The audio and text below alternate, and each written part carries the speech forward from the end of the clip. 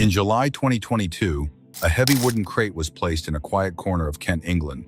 As the door slid open, a creature weighing nearly a ton stepped out into a landscape that hadn't felt its weight in over 6,000 years.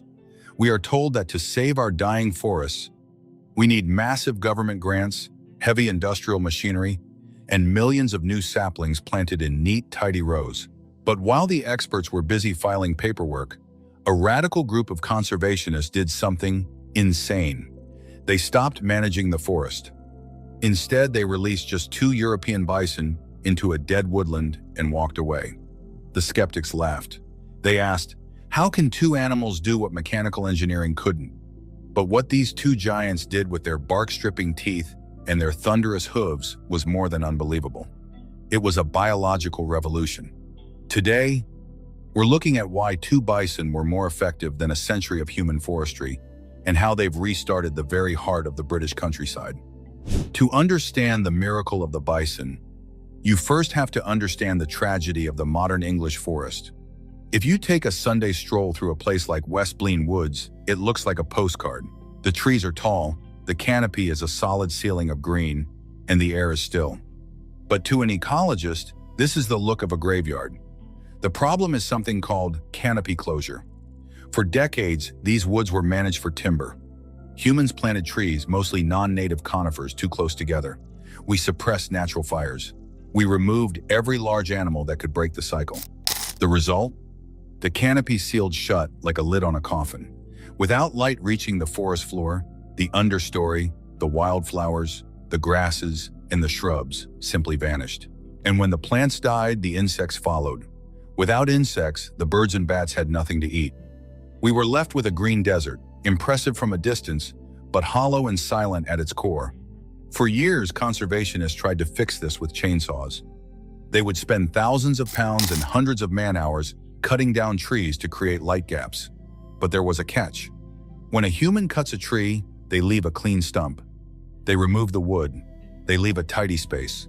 But nature doesn't want tidy. Nature thrives on chaos. Within 3 years, those human-made gaps would simply close up again. It was a losing battle. We were on a conservation treadmill, spending millions to achieve almost nothing. We didn't need more chainsaws. We needed a force that worked 24 hours a day, 365 days a year, without a salary or a union. We needed an animal that evolved over millions of years specifically to break the forest apart. We needed the European bison, but there was a massive problem. The European bison was extinct in the wild. By 1927, every single wild bison on the planet had been hunted to death. The entire future of the species rested on just 12 founding individuals living in zoos. For nearly a century, scientists meticulously bred these survivors, tracking their DNA like royalty. They were waiting for the right moment to bring them back to the British Isles. And in 2022, that moment arrived. But the team didn't send a whole herd. They sent just 2 females, 2 matriarchs to lead the way. The skepticism was intense. Local residents worried about safety and politicians worried about liability. But the scientists at the Kent Wildlife Trust had a theory. 2 bison could do more for this dead forest in 6 months than 1,000 humans could do in 60 years. The answer came down to 2 things: bark and hooves. What happened next was not just a change in the scenery, it was a complete reboot of the ecosystem. As the 2 females vanished into the thicket, they didn't just start eating, they started engineering. And the first thing they targeted was the bark of the very trees that were suffocating the forest. To a traditional forester, a bison gapping a tree looks like an act of vandalism. But to the forest, it's a life-saving surgery. You see, the European bison is not a lawnmower, it's a specialized forest harvester. Unlike domestic cattle that focus on soft grasses, bison are browsers. Their teeth are coated in a reinforced enamel designed to gouge into the toughest materials, including the bark of living trees. Within days of their release, the 2 females began targeting the very trees that were causing the green desert effect. They didn't just nibble on leaves. They used their massive heads to strip long, vertical ribbons of bark from trees like willow and pine. In biology, this is called ring barking. By removing a section of bark around the circumference of a tree, the bison essentially cut off its nutrient supply. The tree begins to die, but it doesn't fall. Not yet. It becomes what scientists call a snag, a dead standing tree. In a human-managed forest, a dead tree is seen as waste and is usually removed. But the bison know better. A dead standing tree is worth 10 times more to the ecosystem than a living one. Within weeks, the snags created by the two bison were colonized by over 2,000 species of fungi and specialized beetles.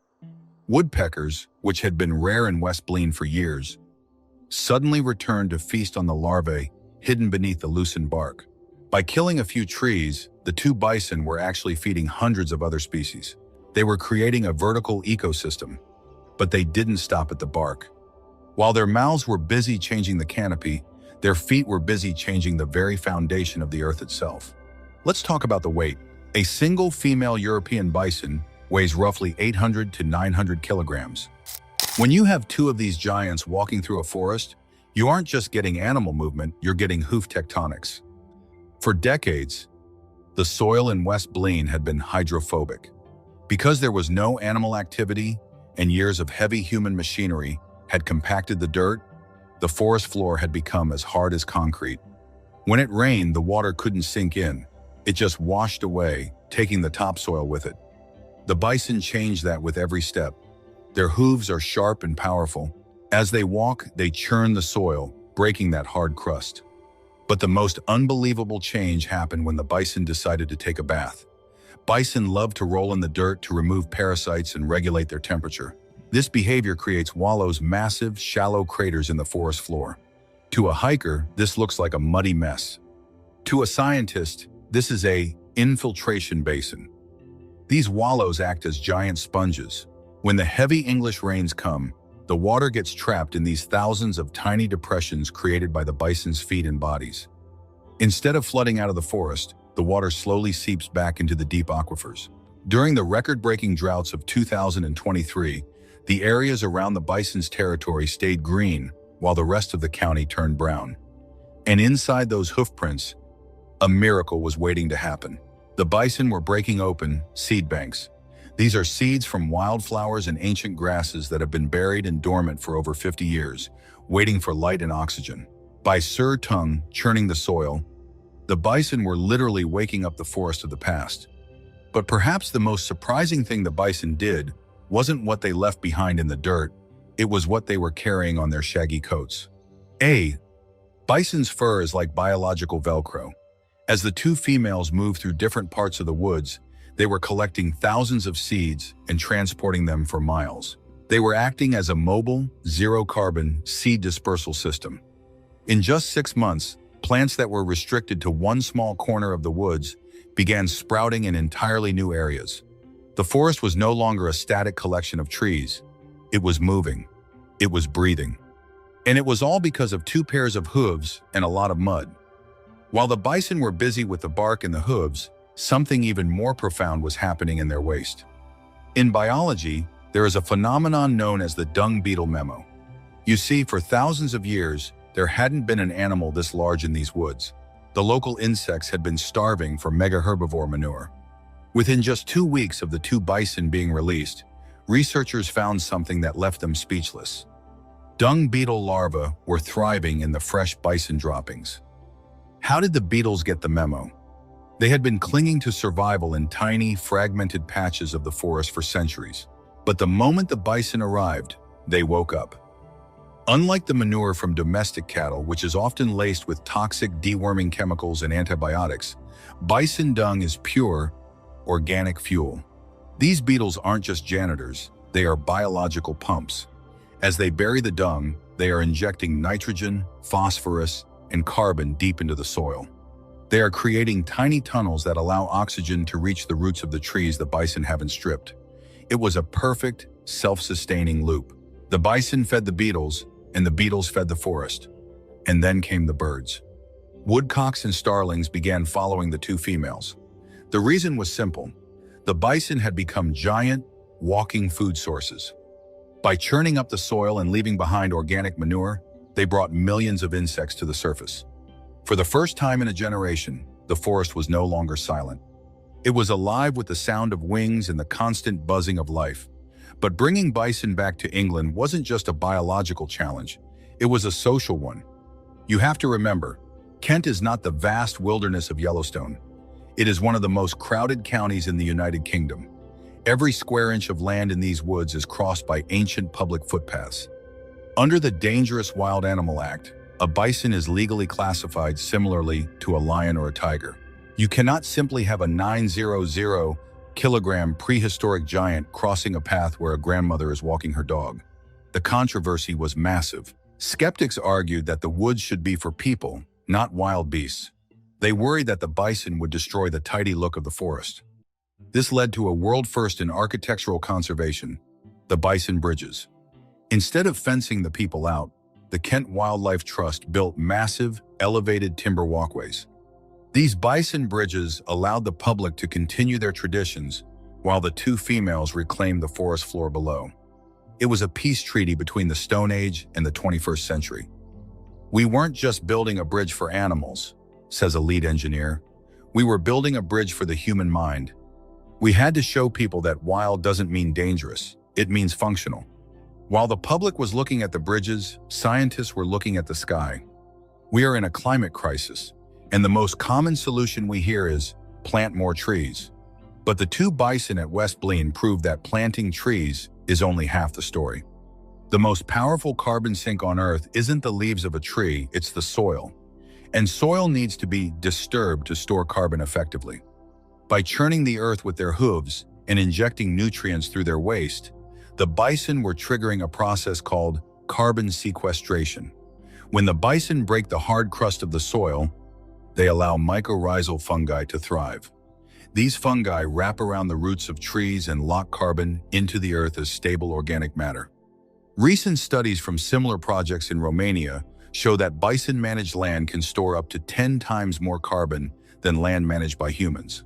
Think about that. Two animals, doing what they've done for millions of years, were more effective at fighting climate change than a fleet of electric tractors. They were proving that the unbelievable truth isn't just about saving a forest, it's about saving the planet. Perhaps the most difficult thing these two bison had to change wasn't the soil or the trees. It was the human mind. For centuries, the British people have been conditioned to see nature as something that needs to be tidy. We like our hedges trimmed, our grass mowed, and our forests looking like parks. When the two females began their work stripping bark, knocking over decaying trees, and creating muddy wallows, it looked like vandalism to the untrained eye. Local residents complained that the forest looked messy and unmanaged. But this is where the psychological rewilding began. Conservationists had to teach the public a new language. They explained that a fallen tree isn't dead wood, it's a life support system.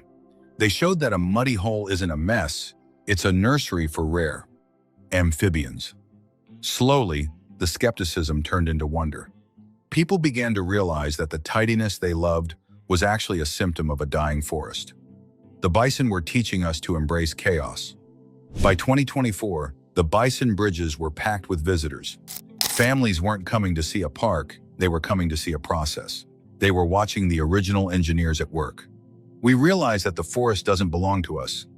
One local resident said, "We are just guests in the bison's office." This shift in perspective is the most important part of the project. Because if we can accept a messy forest in Kent, we can accept a wilder world everywhere else. The project at West Blean isn't a short-term experiment. It is a 30-year mission. The monitoring program is scheduled to run until at least 2050. Why so long? Because nature doesn't work on a 4-year political cycle. It works for generations. By 2050, the forest will look nothing like it does today. It will be a mosaic landscape. There will be pockets of deep, dark, ancient woodland, sunny, open glades full of butterflies, and scrubland thick with berries and nesting birds.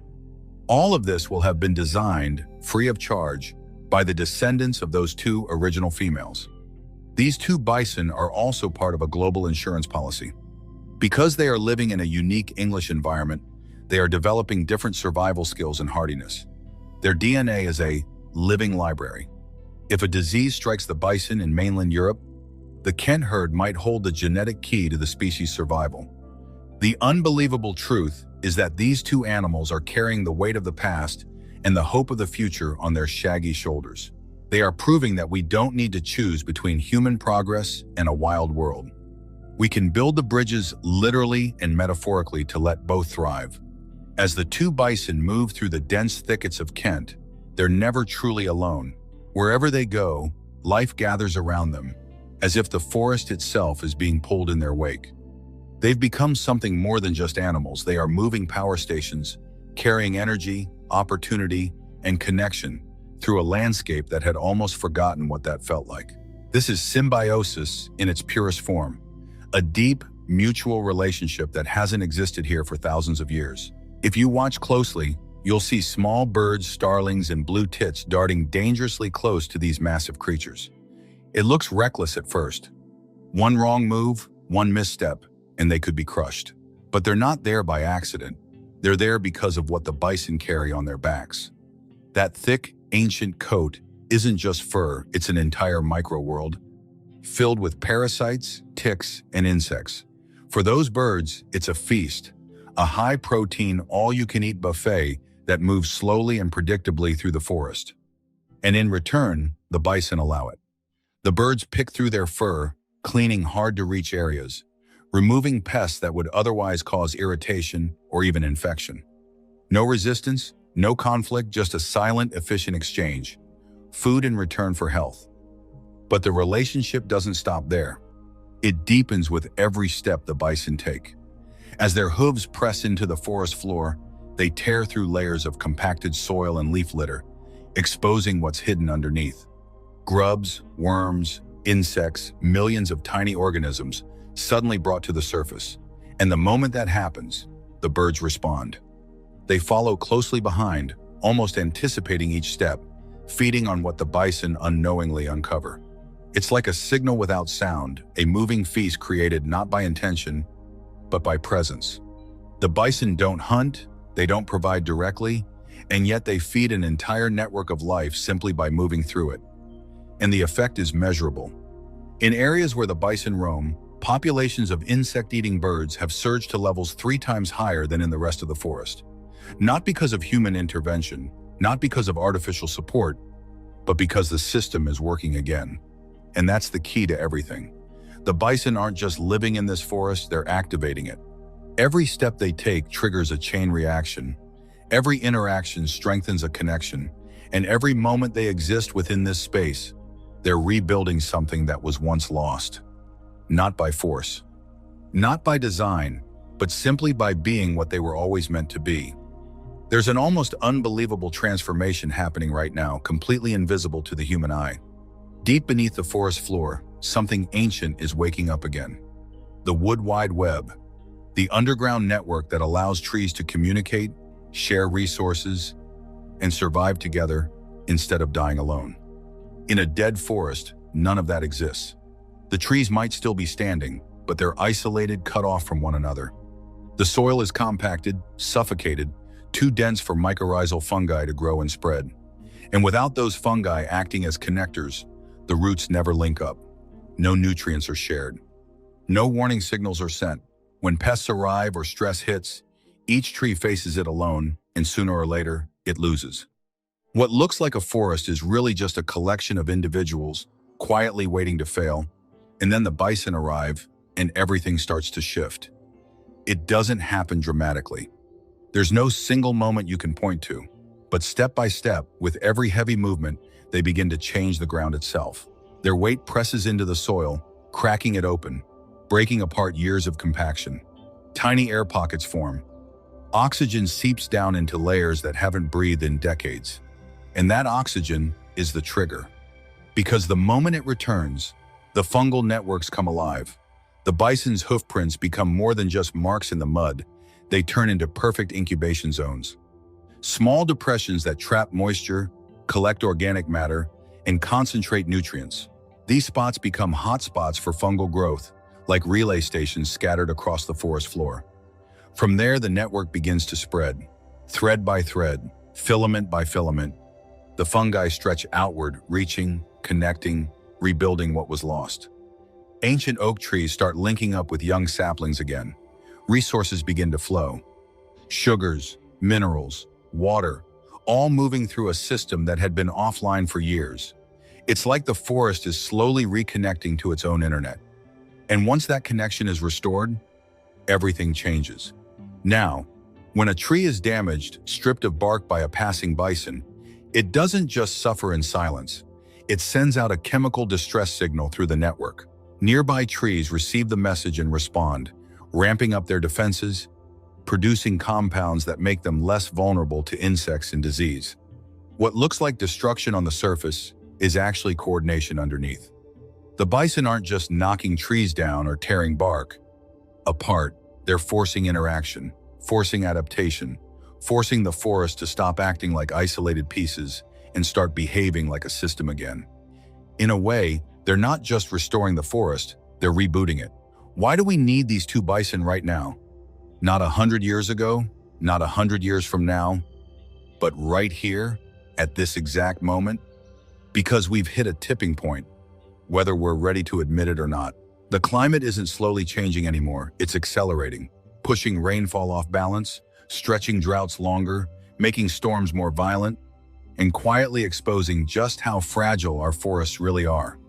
Those neat, controlled industrial forests we planted, they were built for efficiency, not survival. They look stable, but underneath they're brittle. And when real pressure comes, brittle things break. What we need now isn't more control, we've already tried that. What we need is resilience. The kind that doesn't come from human planning, but from something older, messier, and far more intelligent in its own way. And that's exactly what these two bison bring with them. They're not just animals being released into the wild. They carry a kind of ancient memory, survival instincts shaped over thousands of years through ice ages, food shortages, and brutal environmental shifts. They know how to keep going when conditions turn hostile. But more importantly, they don't just survive in an ecosystem, they rebuild it. Every tree they strip, every patch of soil they disturb, every trace they leave behind, it might look like destruction at first glance. But it's not. It's the beginning of complexity returning. Insects move in, birds follow, seeds spread, the ground softens, water settles, life layers on top of life. Slowly, almost invisibly, the forest starts remembering what it used to be. So releasing these two females wasn't just a conservation move. It was us admitting, quietly, that we got it wrong. That in trying to control nature, we stripped away the very systems that made it strong in the first place. But it's also something hopeful, because every step they take is an investment in a future we can't fully engineer ourselves. A future where the forest doesn't just survive change but adapts to it, absorbs it, and keeps going no matter what comes next. And in the end, this story isn't really about bison. It's about us learning to step back just enough to let nature do what it has always known how to do, heal itself. We spent over a century trying to save nature with our blueprints, our chainsaws, and our bulldozers. We thought we were the masters of the landscape, the only ones smart enough to decide which tree should grow and which should die. We spent billions of dollars and, in many ways, we were still losing. They didn't have degrees in forestry. They didn't have government grants. They just had their teeth, their hooves, and a million years of evolutionary memory. And in a matter of months, they accomplished more than we did in 100 years. They stripped the bark to feed the beetles. They churned the soil to wake the seeds. They created the wallows to hold the water. They didn't manage the forest, they became the forest. The story of the two bison in Kent is a lesson in humility. It is a reminder that the planet doesn't need our control, it needs our surrender. It needs us to step back and let the original engineers return to their posts. The dead forest of West Blean is no longer silent. It is messy, it is chaotic, it is loud. And for the first time in 6,000 years, it is finally, beautifully, unbelievably alive. If you believe nature deserves a second chance, hit the like button. It helps this story reach more people. And if you want to see more incredible returns of the wild, from the wolves of Yellowstone National Park to the beavers of London, subscribe to The Ultimate Reveal. Thanks for watching.